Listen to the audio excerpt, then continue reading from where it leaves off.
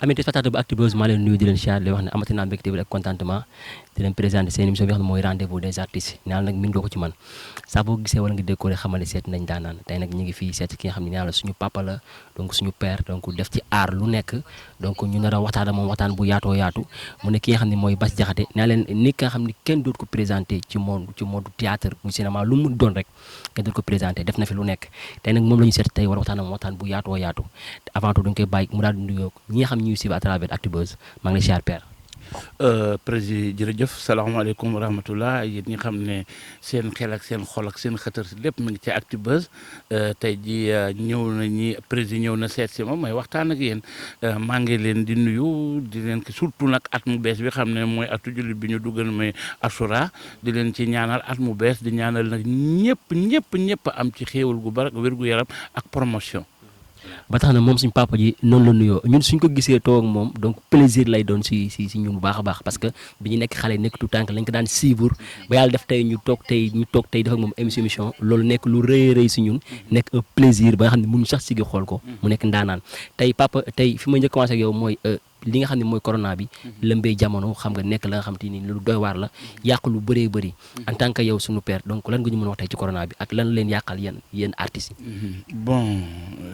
ñoom nee nañu corona bi mi ngi fi feebar la ñoom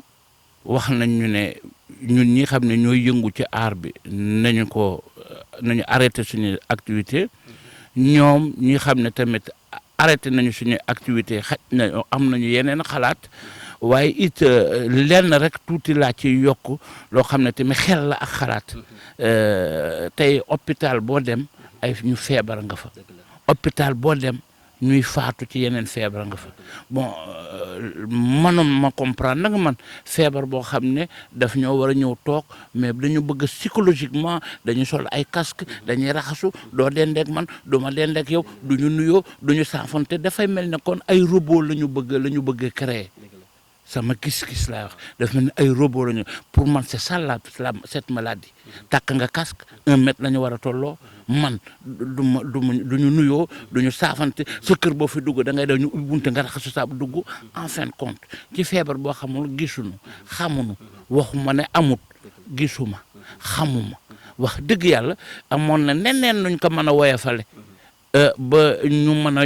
jotaat suñu bopp ndax it yeneen réew yi xam ne ñun bokk nañ ko dem nañ ba xam ne am nañu ko neneen nuñ koy woyofale ba nit ñi mën a liggéey nit ñi mën a daw seeni soxla waaye niñ ko bëgg a mën a téye nii daal wax dëgg yàlla am naa ci ak njaaxle waaw corona nag réellement lenn tamit dinaa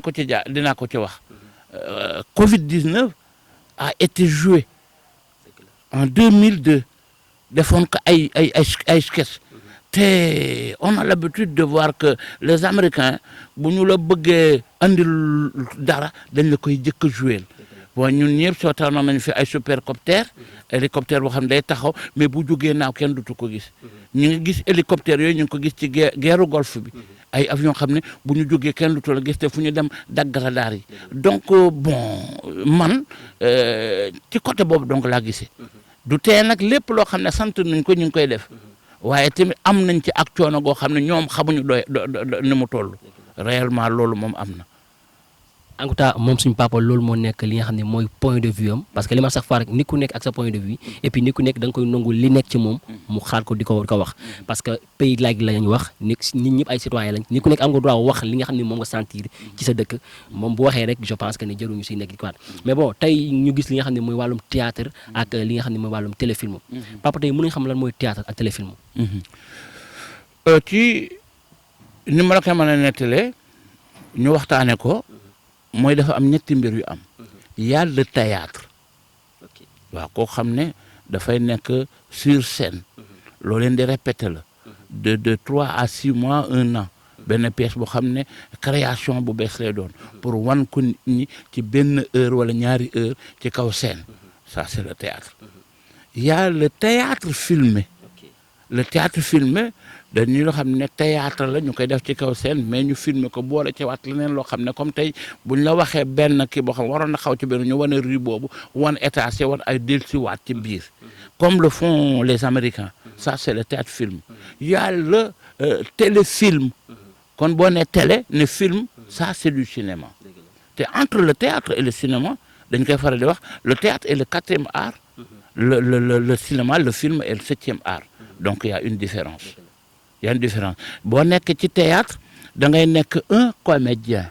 am un metteur en scène boo nekkee dans le film tu as un réalisateur tu es un acteur waaw comme nag Sénégal xaj na bu yàggoon ci ñi fi ñun sax ñoo ko jëkkee ñu mag yi ñu nga naa théâtre c'est kaw film bu théâtre ba parce que ay nitu théâtre la ñu xamoon mais di ko def ci film yi nit ñi di ko daw ba tey ji mu agsi fi mu agsi voilà loolu daal laa la ci mën net mais am na une différence. et puis li tax sax ma laaj lan mooy théâtre ak li nga xam ne mooy téléfilm tey dañoo gis tey pas mal de production yoo xam ne génn na et que kenn ku ci nekk ak tamit ak na nga koy joué ma jël si benn kii rek benn série ba xam te ni fan yii passé génn na def polémique bu garaaw kenn ku nekk aussi ak sa gis-gis kenn ku nekk aussi ak na nga ko dundee selon yow nag nga ko gisee muy série bi nga xam ne mooy infidèle donc tànnaa suñ kenn nag su ko rek li nit ñi wax rek maanaam li nekk ci mbedd mi rek la ñuy jël di ko waxaat nit ñi gën ko bàyyi xel li nga xam ne mooy infidèle ñu si joué ay yenn séquences yi nga xam te ni je pense que ñu bëri rafetlu wuñ ko peut-être que ñun sunu diina may ñu loolu selon yow nga xam yàgg nga théâtre xam nga lan mooy téléfilm lan nga ñu mën a wax tey ci loolu. Le théâtre c'est la vie de tous les jours amplifiée dañu ne ak dundin la bu ñu yaatal bi la ko wan mooy maanaam caméra bi moo ko yaatal nu bëtu jinne ñu toog di ko dox kon amul dara lu ñuy def lu amut de un xaj na di nga mën a wax ci niñ koy jouer wala nañ koy def la nit ñi mënut a comprendre waaye leen ñu wax c'est une histoire réelle bi ñu koy def nag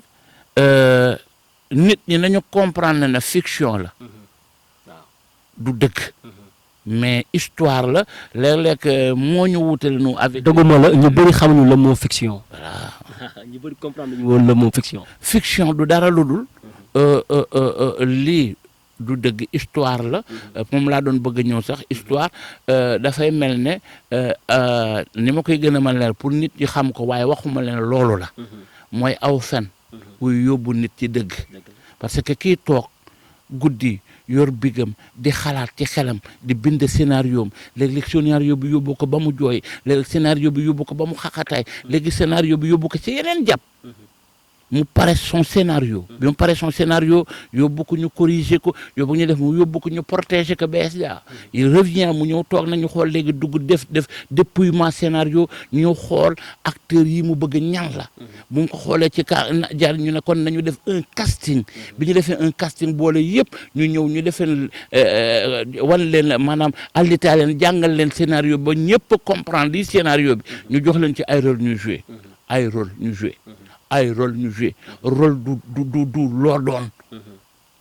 yaa ngi dégg tey par exemple tey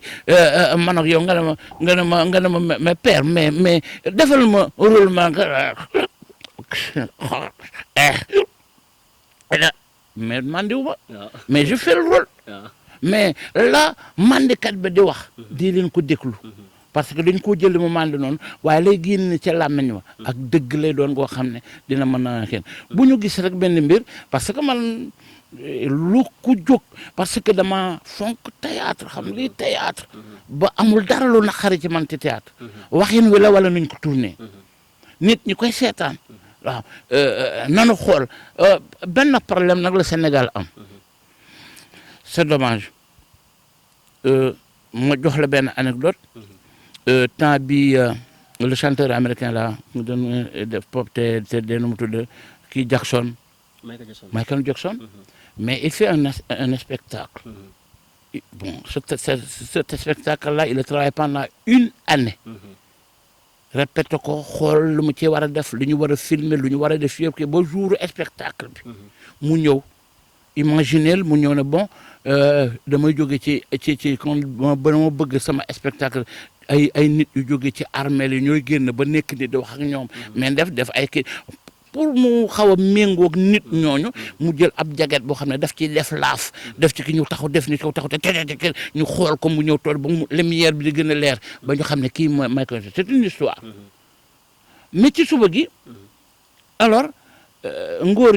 Diouf doomu Saaxewar ak Tene xëy suba teel ci mbedd mi sol jaget boobu ak i laafam di dox te kii def ko pour spectacle suma problème mooy léeg-léeg sax damay toog samay soxna wala samay doom jigéen man gis nga robe boobu Fatou Laobé soloon ci kii wala robe boobu Titi soloon ci kii mais Titi daf ko sol pour spectacle dëgg la mais bu paree Titi du ko sol ci mbedd mi day nekkat moom mais kon ñun nan la ñuy comprendre compréhension boobu nag la Sénégal yi xaw a dese dëgg la compréhension boobu la xam na ñu del siwaat xam ne c'est une histoire bu ñu koy dettil mi ngeen mën na tey léegi rek man ndeysaan ma xal nga ndeysaan sama yaay benn yoon laa ko gis ndax bi muy gaañu man xale laa samay c'est une histoire que je parle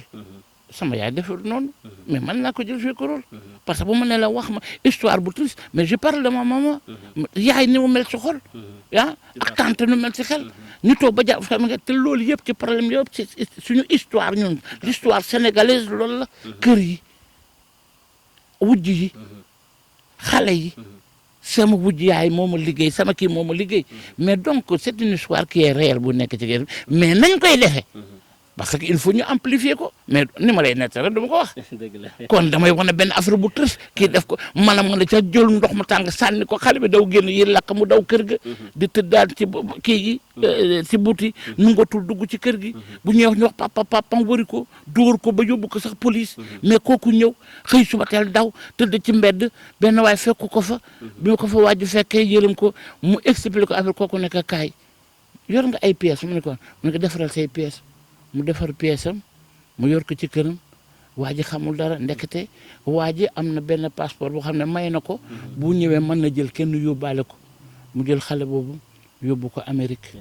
kooku ñëw liggéey quelque temps ñëw fekk papam gaañu mais comme yaayam tamit dafa nekkoon ci kër ga vraiment bi mu nekk ci kër ga moom war na doon ñu ñëw ne da koy doon moom yoon mu ne sama kër baay kenn du ko doon dama koy defaraat dinaa ko def R+5 yéen nekk leen suuf nii nekk fële xale yi ku jóg dëkki bu kenn liggéey film bi nu mu tudd infidèle lan mooy infidèle c'est la réponse infidèle tout court kon lu fidèle manu fa ne yow boo fidèle toog ba xam ne gis sa bopp demal histoire bi ñu ci wax boo demee am na ko ca jaar mu ngi koy dund di xaar nag résultat moom nan lay mën a génne ci loolu c'est ça le théâtre c'est ça le théâtre dama na la aw fen bu yóbbu nit ci dëgg la c'est le contraire ak ñun politiciens yi politiciens dañuy ñëw fekk dëgg andi fa aw fen ba foofu tasaaroo mais ñun dañuy fekk kéet goo xam ne dañ ko bind ñu ñëw di ko dundal ba nit ki mën a jooy nit a man cee mer sax lii buñ ko wanee pour lu tax parce que film bi dugg na la mais seetal na muy jeexee parce que dañu ñëw pour jàngale mais ñëw ñu pour yàq léeg-léeg nag ñun théâtre kat yi dinañu toog suñu bopp ñu ne nan seetaat yeneen yoon yu ñu mën a jaar pour mën a gën a jigéen askan wi parce que da nga doon xool ci boo ñëwee ci yenn film yi xam ne dañ ciy wane xale yi di tux yàmba mais baaxuñu xale yi tuxi leen yàmba mais dañ leen koy bëgg tere mais kii bëgg tere da nga koy wan lii lu bon li boo ko wanee lu bon li kon léegi xam naa kon Sénégal dañu bëgg kon di wane lu baax rek lu bon li ñu def ci benn ki pour nga mën a kii non c'est pas ça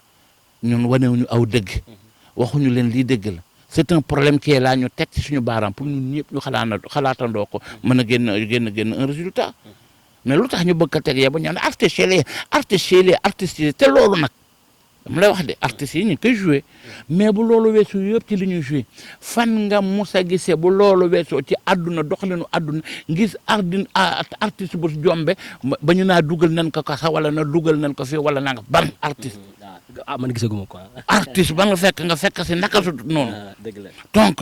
avant d'être artiste ay nit lañu nous sommes des personnes yu am xel ak xalaat ak tànk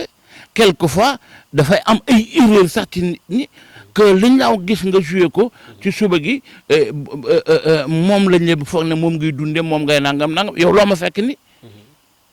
mais j'ai plus de 60 ans loo ma fekk man kii sol sama torpedo loolu samay boutons mais c'est comme ça que je vis kon pourquoi c'est de l'art quoi c'est de l'art dañ koy dund man mi koy def xam ku ko gis ne ma ngi koy def mais war naa am tuuti une différence ci ñoom mais pas ci xel artistes yi fi nekk yëpp billaahi wallaahi ñi leen ëpp xel bariwut dëgg la lii ñu toog nii tey jii xam nga bi ñu wax léegi je t'ai créé une histoire di wax la fi mu jàll xale bi fi ñu ko dàqee pa mu daw di làqu ba nit fekk ko fa mais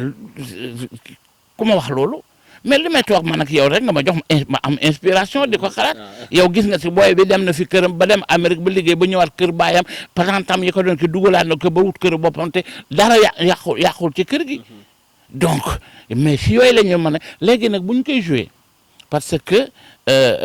téléfilm wala théâtre dëgg bi mi ngi nii ñu ngëpp ko léegi nag il faut ñu wulu ko kon kii la ñuy jëkke mooy premier rôle bi kii la ñuy jëkke kii ñëw jaxasoo kii ñëw acte leen kii ñëw taxaw fii ñu ne ko waroo def noonu lañ koy def di ko def di ko def ba tàllal loxo bi dëgg gi nekk nii pour nit ñi mën koo gis mais fu ñuy tàllee loxo yi bu ñu waruñu ko wane nañu kii nag ah man de ànduma ci waaw infidèle la tudd kon lii gën a bon ci infidèle lañ la koy wan ñu xam ne lii baaxut yow mi fidèle nag fidèle boo bëggul seetaan baal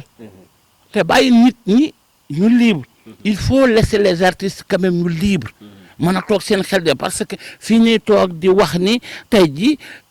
si nous parlons un peu de l'islam mais man am naa ci solution en tant qu'artiste ñu ne yow théâtre kat bi man artiste ma ne mais am naa ci solution parce que sunu l'islam dañ ko am ci ay parti yu mu nekk bien vrai Baye Fall la murit la Tijaan la Baye Fall la lan du li koy mën a dindi du tut loolu mooy ñu ànd ñun les musulmans def fu nekk ab jàngukaay yaa ngi dégg mu am université bu nekk Kaolack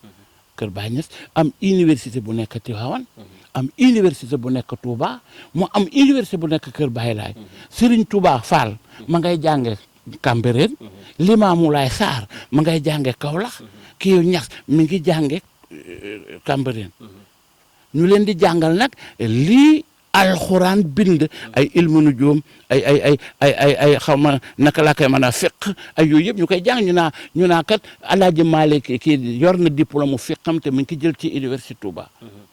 mais xale yooyu ñuy jàng te xam ne ñooy mujjee Sénégal bu yàggee yéen ni ngeen ko gisee nii ci ay daayira ak di xëccoo ñoom duñ ko gisee noonu xam-xam la ñu daal di andi su ko defee mën a toog seen xam-xam ñu leen di ubbil ay mbir yoo xam ne fii arab yi tollu tey bay mën a def bu keroog ñu mën a def mais pourquoi ñu kon